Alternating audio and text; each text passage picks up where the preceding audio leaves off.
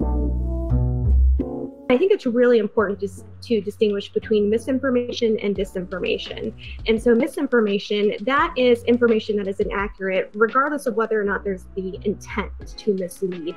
Disinformation is really more where it's deliberate. I think a lot of misinformation comes from the fact that lots of people, or at least the people that I know, kind of try and stay in their own social bubbles and only interact with the people that they agree with. Some younger generations, they don't know how to do research on some topics. They are more prone to believing secondhand sources. The problem is that when you kind of receive that misinformation, especially the older generation, based off what they see on social media like Facebook, Instagram, or anything of that nature, that chain of misinformation is going to be spread, especially if they're surrounded by younger generations themselves, such as maybe grandchildren, nieces, or nephews. This really comes down to how our entire electorate is informed, and I think education is the biggest tool that we have to combat that misinformation. Some places where disinformation can spread could be through, the internet, television. On the internet, more specifically, like social media groups, websites. From the top down, it could be an interest group or organization that is nefariously putting out this information to either persuade or to mobilize.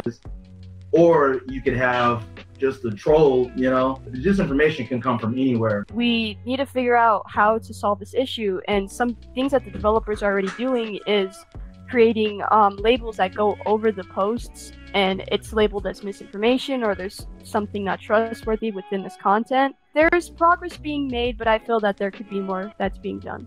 The best places to go to for your official election information are directly to the sources. And so in Arizona, we really have 17 sources. That's our 15 county recorders and county elections offices. It's the Arizona Secretary of State's office, and it's the Arizona Citizens Clean Elections Commission. If someone's running for something, they'll always have a website, or you can even talk to people that are helping them run their campaign, because most of that is public information and you can just contact them. I think that they should, give more credence to government agencies that, we're nonpartisan and we're promoting information that's for the public. I think that government agencies should take precedence on these social media platforms. We have to make sure that our election officials' messaging are getting out there and it's not being overrun by all of the paid media or the accounts that have high followers, because how are election officials supposed to compete against that? And it's so important that our messaging gets put out there and it gets presented to voters as a priority.